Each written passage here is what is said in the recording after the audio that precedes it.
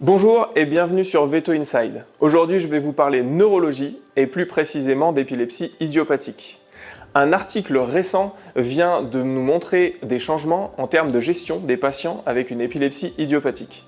En effet, en 2015, un consensus de vétérinaires neurologues a établi certains paliers de confiance lorsqu'on aborde un cas de neurologie et plus particulièrement d'épilepsie idiopathique. Si vous avez un animal qui va présenter deux crises à plus de 24 heures d'intervalle avec un âge compris entre 6 mois et 6 ans, un bilan sanguin qui est normal et un examen neurologique qui ne présente pas d'anomalie, un premier niveau de confiance peut être établi pour diagnostiquer de l'épilepsie idiopathique. Le deuxième niveau, quant à lui, va nécessiter la réalisation d'un examen IRM ou encore d'une ponction du liquide céphalorachidien.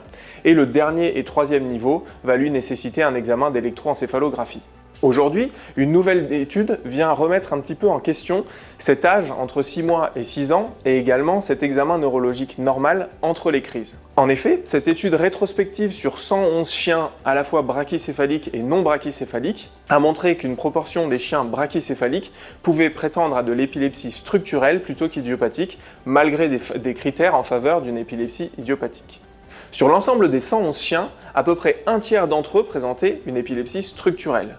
Mais si on s'intéresse un peu plus précisément aux chiens brachycéphaliques, 2 tiers d'entre eux présentaient une lésion structurelle, quand les chiens non brachycéphaliques n'en présentaient que dans 1 cas sur 5. Si on s'intéresse un peu plus en détail aux différentes classes d'âge et qu'on prend uniquement les chiens entre 6 mois et 6 ans, nous avions environ un tiers des patients brachycéphales qui présentaient une épilepsie structurelle, alors que seulement 2% des chiens non brachycéphales présentaient une épilepsie structurelle. Et si nous allons encore plus loin avec les animaux qui vont présenter un examen neurologique sans anomalie entre les crises, les chiens non brachycéphales ne présentaient absolument pas de lésions structurelles à l'IRM, tandis que les chiens brachycéphaliques présentaient toujours dans un tiers des cas une lésion structurelle.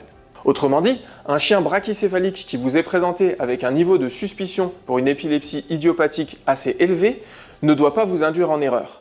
Et les auteurs recommandent, à la suite de cette étude, de penser à réaliser un examen IRM, voire une ponction de LCR dans ces cas-là, et de ne pas rapidement établir une épilepsie idiopathique. Il existe quelques limitations néanmoins dans cette étude. En effet, il n'y a qu'un seul centre qui a fourni les chiens, et les critères d'exclusion de certains cas étaient par exemple des anomalies sanguines qui auraient pu révéler des lésions structurelles avec l'examen IRM. Merci de m'avoir suivi, et à bientôt sur Veto Inside.